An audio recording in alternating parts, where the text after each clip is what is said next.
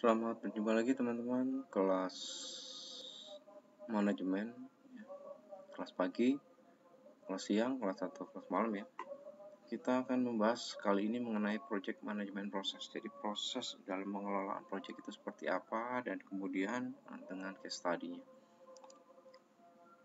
Reference buku ini adalah dari Katie Swaby ya teman-teman, dari buku beliau mengenai IT Project Management. Teman-teman sudah pernah saya berikan linknya dan semoga sudah pernah dibaca bukunya. Kita akan bahas sebenarnya materi ini juga sudah saya berikan di minggu lalu. Mari saat ini kita bahas sasaran dalam kita mempelajari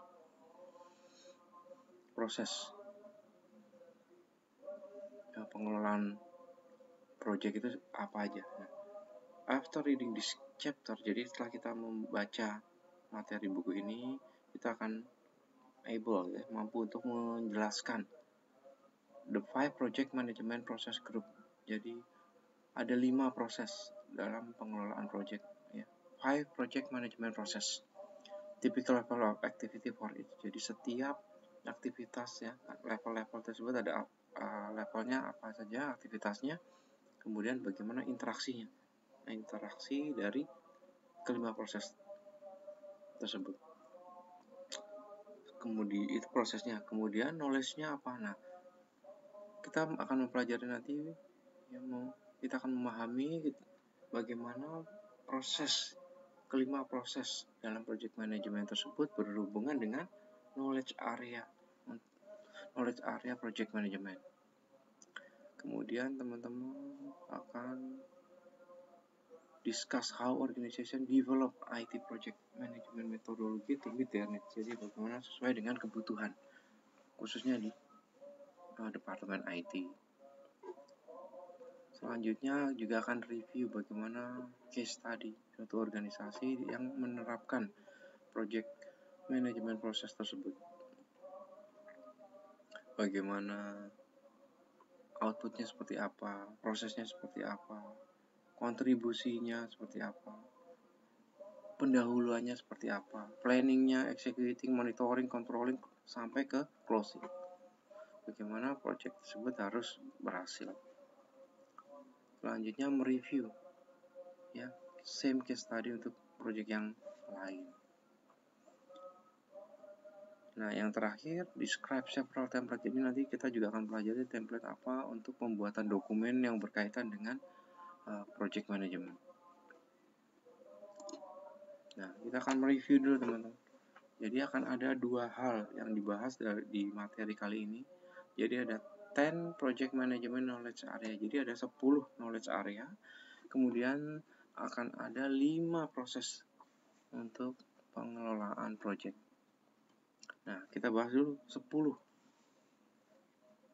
knowledge area. Nah, knowledge area-nya ya. Knowledge area adalah pemahaman atau pengetahuan atau teori. Ada dari mana? Ada dari PM Book Guide ya. Jadi ada PM Book ya. Apa itu PM Book?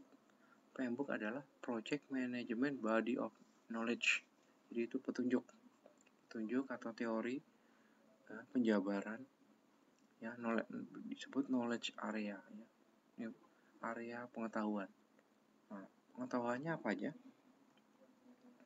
Pengetahuannya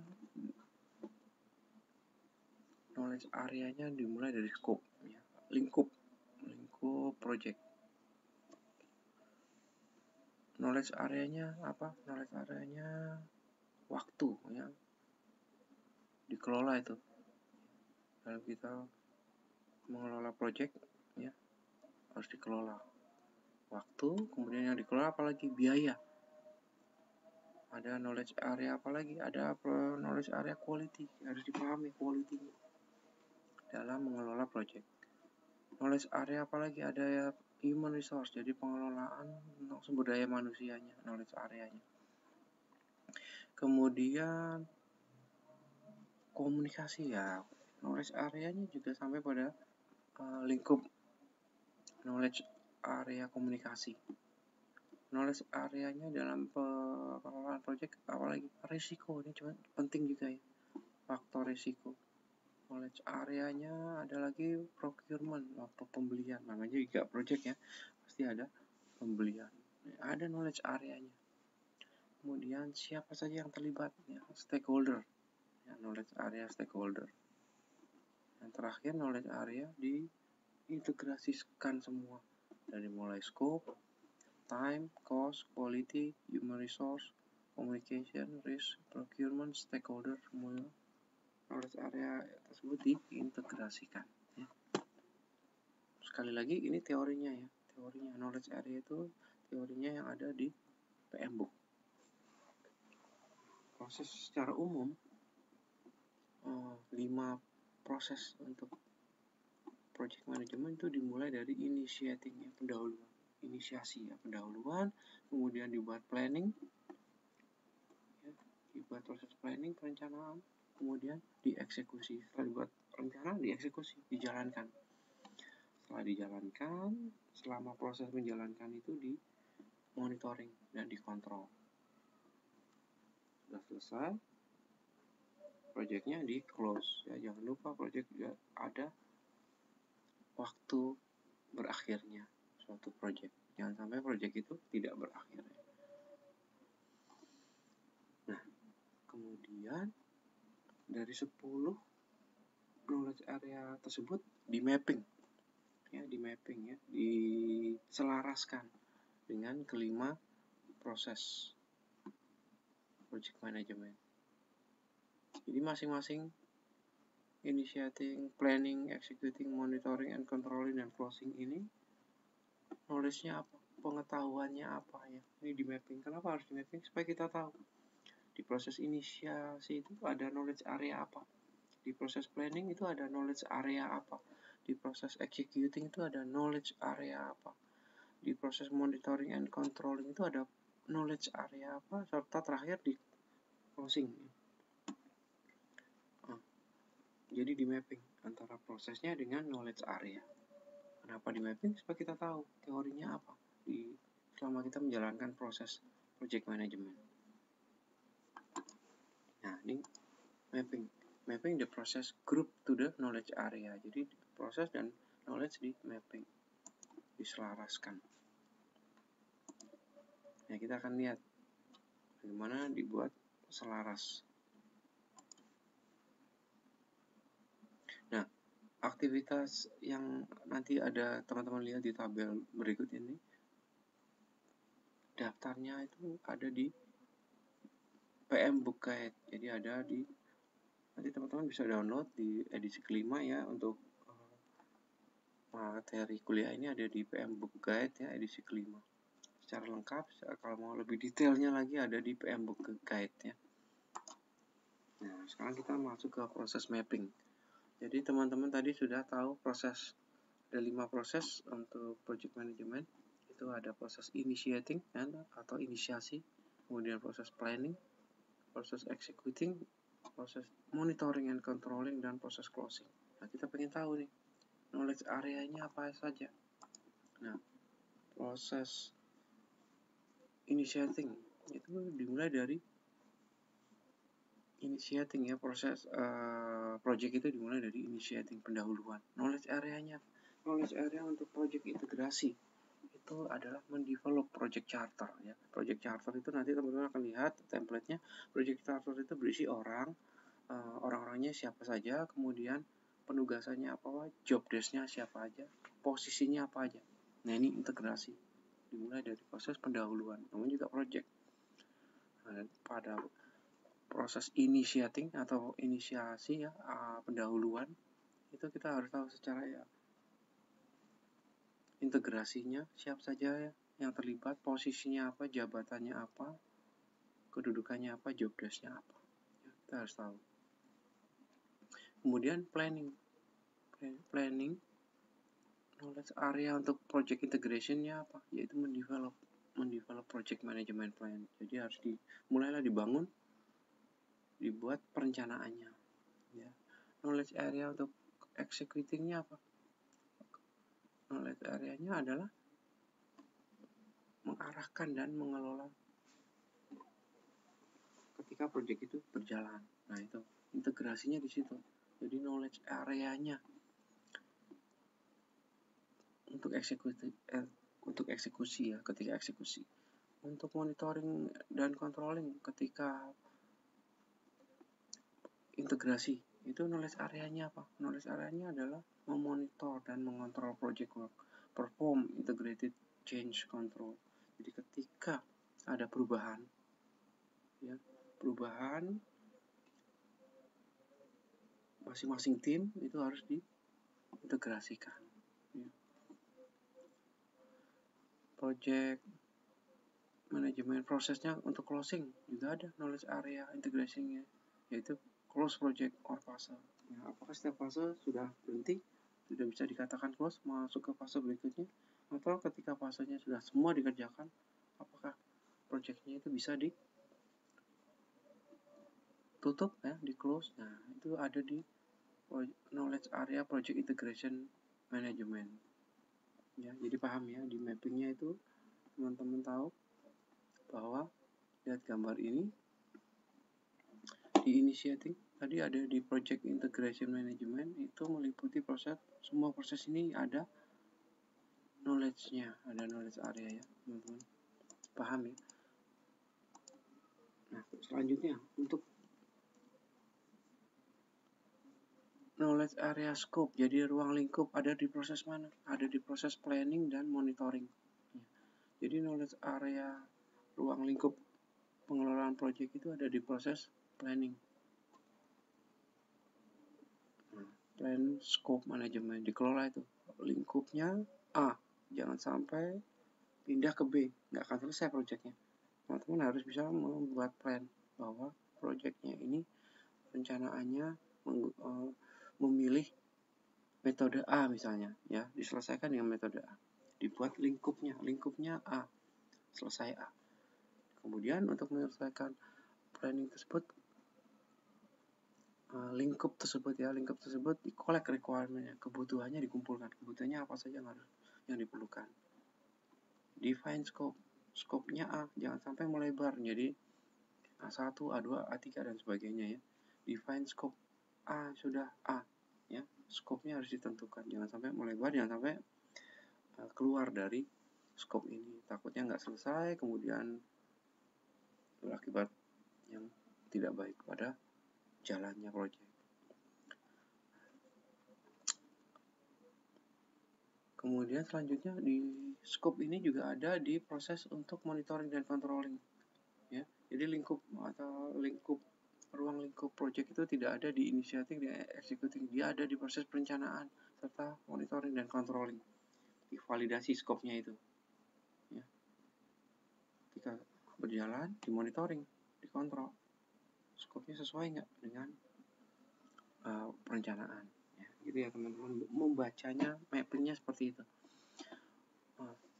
Knowledge area time management ada di proses apa? Ada di proses planning dan monitoring, di control ada di proses planning, bagian di schedule itu waktu, define activitiesnya, bagaimana kita bisa mendefine time kalau kita nggak tahu aktivitasnya ya. Aktivitasnya di define, kemudian di sequence aktivitasnya, di urut apakah kegiatan A, B, dan C itu harus sequence. Apakah C itu tidak bisa berjalan kalau B tidak selesai? Apakah B tidak akan selesai kalau A tidak selesai? Jadi proses apa yang sequence itu harus di-define. Kemudian diestimasi aktivitas activity resource-nya ya. Sumber daya manusianya berapa banyak untuk waktu, berhubungan dengan waktu. Kalau proyeknya 5 bulan ya, kita perlu berapa orang? Kalau satu orang mengerjakan 2 minggu atau 1 bulan, perlu waktu berapa orang untuk estimasi 1 bulan, untuk estimasi 5 bulan proyeknya selesai. Harus ada proses perencanaan. Jadi time management itu, knowledge area time management ada pada proses planning. Knowledge area project time management juga ada di proses kontrol, di kontrol schedule-nya apakah sesuai dengan perencanaan ya, gitu mappingnya. Mapping selanjutnya untuk knowledge area cost itu ada di proses planning. Di proses planning ditentukan cost-nya untuk project ini berjalan berapa, diestimasi cost-nya. Misalnya cost estimasinya 100 juta, ya udah di budgetnya jangan 100 juta, budgetnya mungkin 120 untuk seandainya ada biaya yang lain-lain. Ada estimasi, kemudian ditentukan budgetnya. Atau sebaliknya, cost-nya misalnya 100 tapi budget dari manajemen cukup 50, ya udah cost-nya mengikuti budgetnya. Itu ada di proses planning, makanya di planning itu harus ditentukan, ditandatangani. Lalu kemudian berjalan. Nah, untuk knowledge area cost management itu tidak ada di initiating dan executing, tapi ada di proses kontrol, dikontrol cost-nya. Kontrol cost. Apakah sesuai dengan estimasi di perencanaan. Nah, untuk knowledge area project quality, nah, ada di proses planning juga, bagaimana proses penentuan ya quality ada di proses planning. Kualitasnya mau seperti apa, hasilnya mau seperti apa, itu ditentukan di proses planning. Quality juga ada di proses eksekusi. Apakah ketika proyek itu berjalan, orang-orangnya berjalan, resource-nya sesuai dengan perencanaan, itu perform nggak? Waktu dieksekusi itu juga dilihat, kemudian berhubungan dengan kontrol. Quality-nya dikontrol, sesuai nggak dengan planning. Kemudian knowledge area project human resource-nya, pengelolaan sumber daya manusia yang dipergunakan untuk project itu ada pada proses planning ya, direncanakan human resource-nya. Kemudian dieksekusi, acquire project team.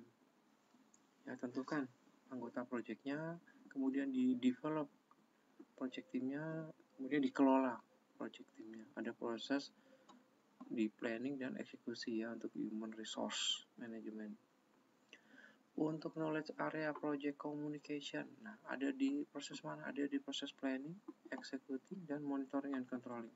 Kita lihat proses planning, bagaimana komunikasi sudah harus ada sejak proses perencanaannya. Proses eksekusinya juga ada memanage komunikasi, jangan sampai tim A menyalahkan tim B, tim B menyalahkan tim C, ya. Ini harus di manage.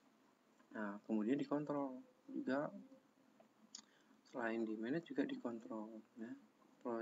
Knowledge area project communication, ya, komunikasi project itu ada di proses planning, eksekusi, dan monitoring. Ya, baru 4 ya teman-teman. Yang selanjutnya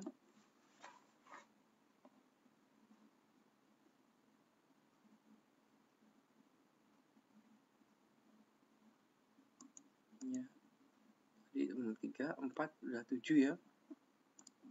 Yang berikutnya 3 yang terakhir ya, 10 ya. Bagaimana knowledge area risiko? Nah, risiko itu ada di proses apa? Ada di proses planning dan controlling. Nah, teman-teman bisa lihat bahwa project itu tidak hanya menentukan biaya, tidak hanya menentukan time, kemudian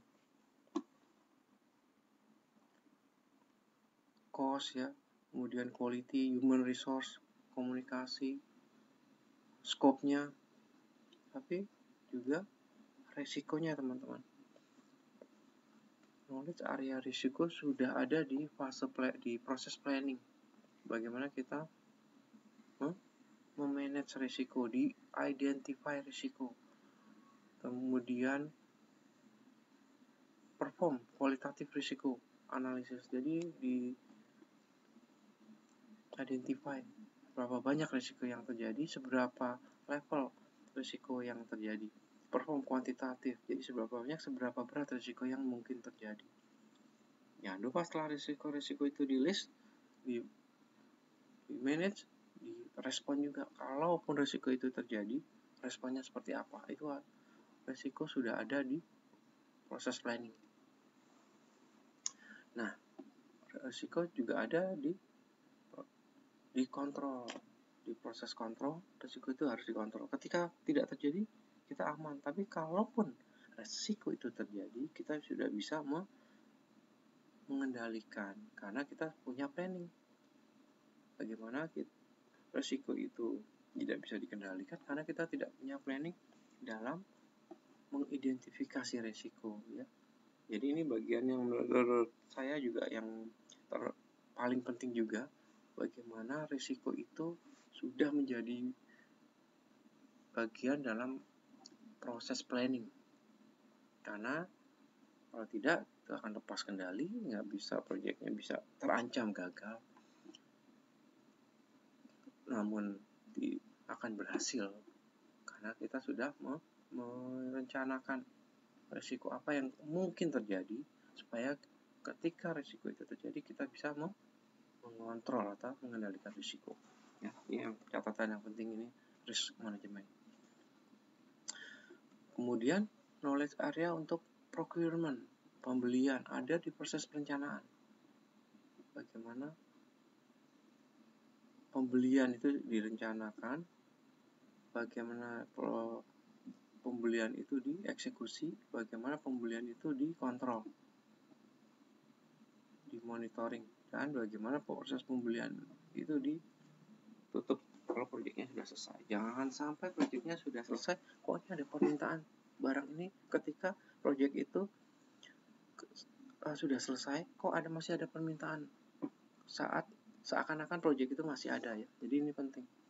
Makanya sampai ada knowledge area untuk procurement, ya. Di proses closing harus ada, ya, pernyataan bahwa proyek itu selesai. Jangan sampai ada pembelian terus-menerus, ya, kecuali ditentukan untuk maintenance dan sebagainya. Tapi yang jelas untuk proyek udah tutup, supaya apa? Supaya sesuai dengan budget yang sudah direncanakan. Nah, kemudian yang terakhir, project stakeholder, ya, knowledge area untuk stakeholder atau siapa saja yang terlibat itu ada seperti tadi di initiating, ya, di integrating itu ada prosesnya di pendahuluan, ya. Begitu juga stakeholder ini, siapa saja yang terlibat itu ada pada proses initiating, identify, tentukan siapa saja yang terlibat. Kemudian stakeholder knowledge area ini juga ada di proses plan stakeholder management, ya. Tentukan siapa saja, rencanakan siapa saja yang terlibat. Kemudian waktu eksekusi di manage stakeholder ini, pencapaian mereka ketika project berjalan, ya, engagementnya, ya, pencapaiannya. Kemudian dikontrol, ya, stakeholder knowledge area stakeholder ada pada proses monitoring dan kontrol, karena pencapaian setiap tim dalam proyek harus dikontrol dan dikendalikan tentunya, ya, dimonitoring. Ya, seperti itu teman-teman. Bagaimana mapping antara 5 project management process dengan 10 knowledge area project management. Jadi 10 project management 10 knowledge area-nya dari PM Book, ya, project management body of knowledge dengan 5 proses dalam project management.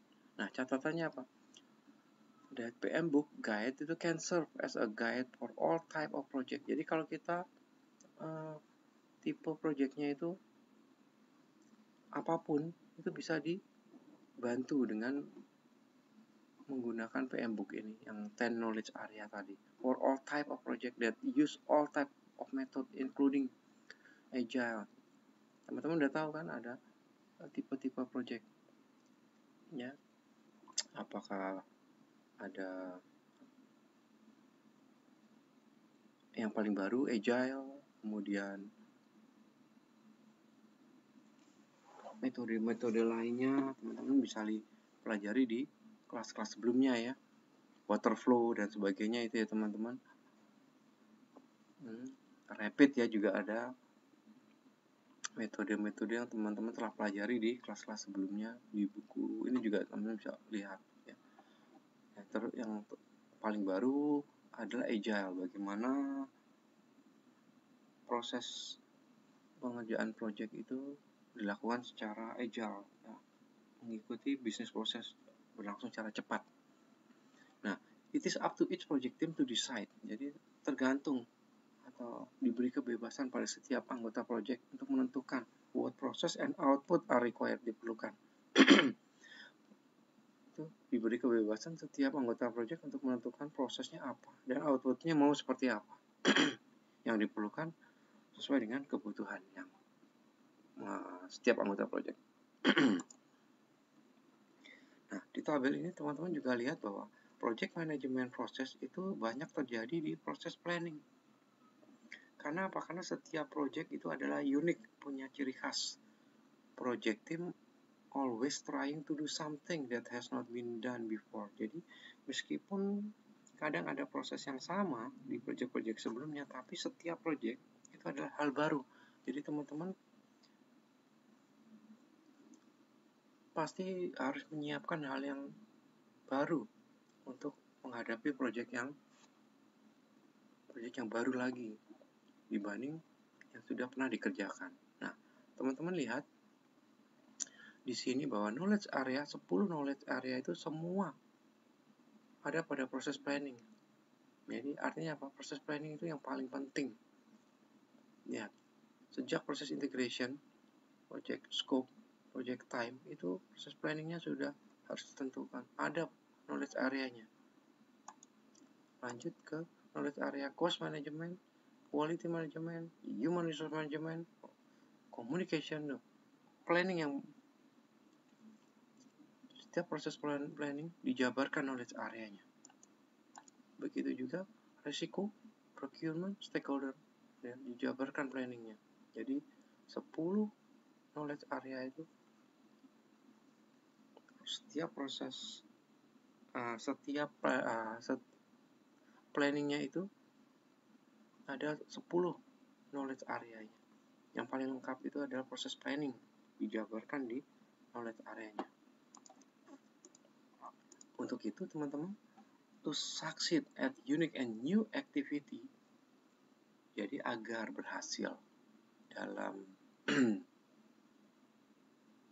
menyikapi atau andil dalam project yang baru, karena setiap project itu adalah unik dan aktivitasnya baru, project team must do a fair amount of planning. Jadi setiap anggota project harus menyiapkan waktu terbesarnya untuk planning, ya. Do a fair amount of planning. Jadi harus planningnya adalah harus menjadi perhatian khusus, ini maksudnya teman-teman. Di dalam tabel kan terlihat bahwa 10 knowledge area itu ada dijabarkan dalam proses planning. Semua ada. Nah, untuk mendevelop an IT project management, metodologinya, nah PM Book itu bisa digunakan sebagai salah satu tools ya teman-teman. Ketika kita mengelola, ditunjuk menjadi anggota project atau ditunjuk sebagai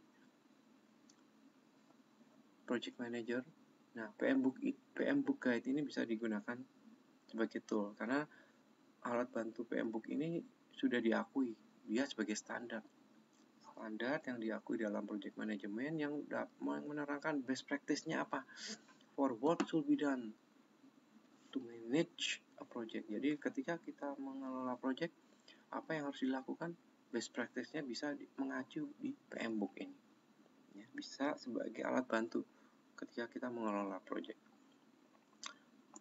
Nah, teman-teman tanya, ada nggak Pak selain PM Book, instead of PM Book ada nggak? Ada, using other guide, yaitu Prince2 juga sering dipakai, project in control environment ya, Prince2 juga sering dipergunakan. Kemudian agile method juga ada dipergunakan. Nah, teman-teman tadi lihat kan bahwa metode selain Agile ada banyak ya, ada extreme programming, ada Scrum, ada feature driven development, ada lean software development, ada Agile unified process, ada Crystal, ada DSM, dynamic system development method, macam-macam. Ada waterflow ya. Nah, kemudian selain PMBOK ada guide apa lagi, yaitu ada RUP Framework Rational Unified Process. Masih ada lagi yang paling cukup dikenal itu adalah Six Sigma metodologi, karena dia Sigma itu terkenal karena dia ada dua metodologi. Apakah projectnya itu existing, yaitu menggunakan DMAIC ya, define, measure, analyze, improve, and control. Jadi aplikasi atau software yang ada atau bisnis proses yang ada diimprove. Kalau mau buat baru itu namanya DMA-DV. Define, measure, analyze, design, and verify ya, untuk membuat project baru menggunakan Six Sigma itu ada dua, DMAIC kalau untuk mengimprove atau yang sudah eksis. Kalau mau membuat baru DMA-DV. Nah, case study berikutnya, case study teman-teman silahkan dipelajari case study-nya. Kita akan pelajari di video-video berikutnya untuk case study ini. Untuk sementara kita cukupkan materi ini teman-teman ya, materi ini untuk project management process kita akhiri sampai di sini. Case study-nya teman-teman bisa baca, nanti kita lanjutkan di video-video berikutnya, kita jelaskan. Bagi yang masih ada pertanyaan mengenai project management process ini, bisa didiskusikan di portal atau di WhatsApp group ya teman-teman. Terima kasih atas perhatiannya, dan saya ucapkan terima kasih atas kesempatan dan waktunya buat teman-teman menyaksikan video ini. Silahkan dipelajari lebih lanjut, dieksplor lebih lanjut bukunya, karena tidak cukup hanya video ini. Silahkan teman-teman eksplor, silahkan diskusi antar teman, atau bisa dieskalasi ke saya pertanyaan yang kira-kira teman-teman ingin diskusikan. Dan sampai jumpa di video-video berikutnya, sampai jumpa di kelas berikutnya. Terima kasih, sampai jumpa. Salam.